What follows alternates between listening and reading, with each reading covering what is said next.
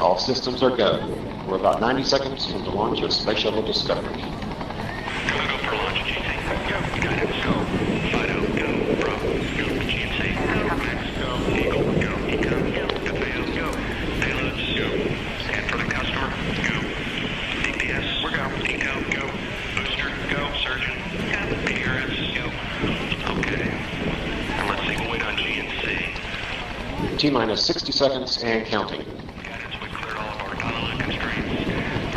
We are transferring to orbiter internal power at this time. Discovery is now running off its 3 onboard fuel cells.